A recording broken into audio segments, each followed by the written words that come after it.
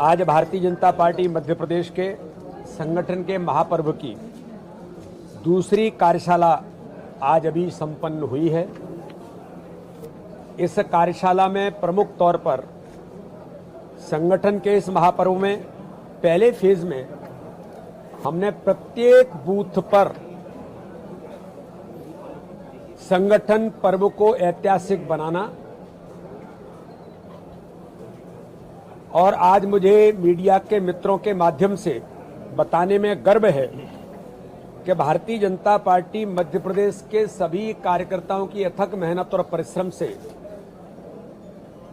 देश के अंदर संगठन पर्व बूथ के संगठन के पर्व में मध्य प्रदेश ने फिर इतिहास बनाया है। आज तक 65,015 बूथों में से 90% बूथों पर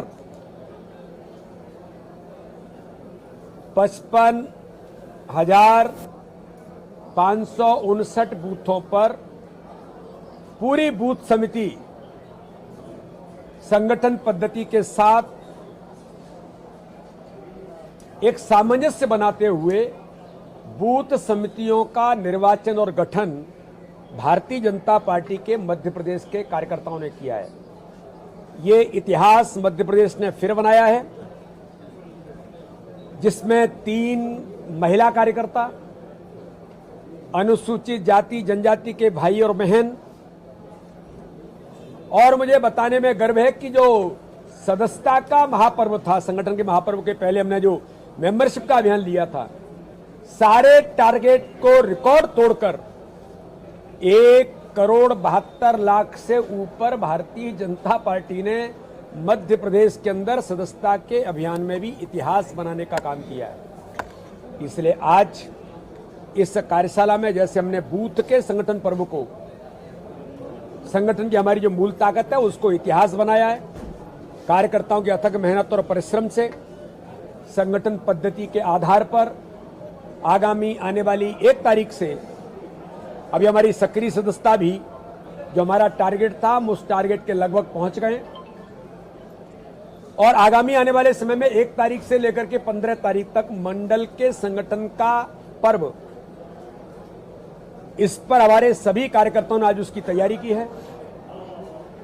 और 16 तारीख से लेकर के 31 तारीख तक जिले के संगठन का पर्व मध्य प्रदेश के सभी 60 जिलों में और 1099 जो मंडल हैं वो अब नए पुनर्गठन के साथ हम इसके साथ मंडलों की रिस्ट्रक्चरिंग भी कर रहे हैं। तो लगभग मुझे लगता है कि 1300 के करीब हमारे मंडल होंगे, उनका संगठन का पर्व 1 से 15 और 16 से लेकर के 31 तक जिलों के संगठन के पर्व को सभी कार्यकर्ता मिलकर के भारतीय जनता पार्टी की पद्धति के अनुरूप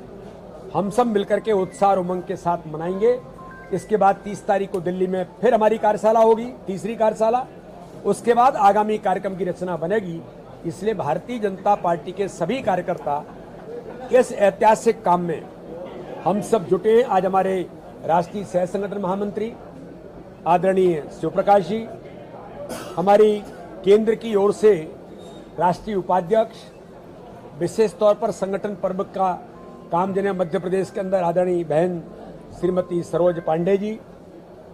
हमारे क्षेत्रीय संगठन मंत्री अजय जामवाल जी और सभी हमारे वरिष्ठ कार्यकर्ता,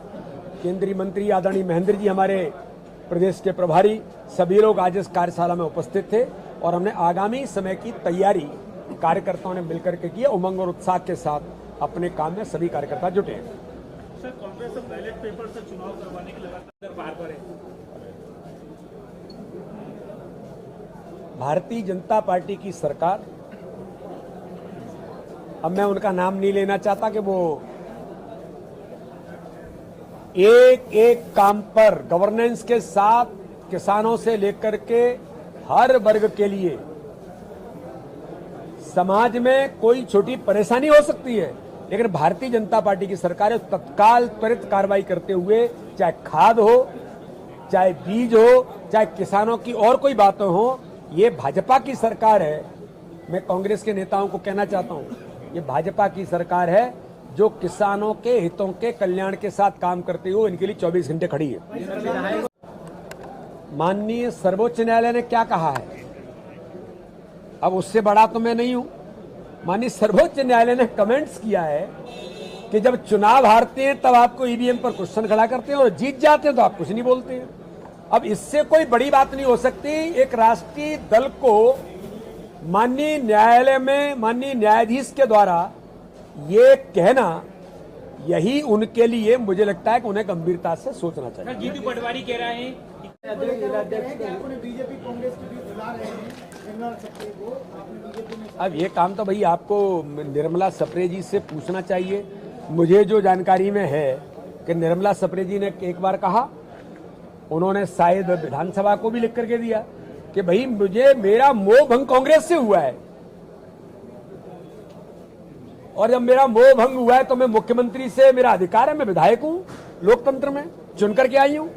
तो मैं जनता की सेवा के लिए, वहां के विकास के लिए मुख्यमंत्री से मिलूं तो ये बीजेपी क्यों माना जाता है?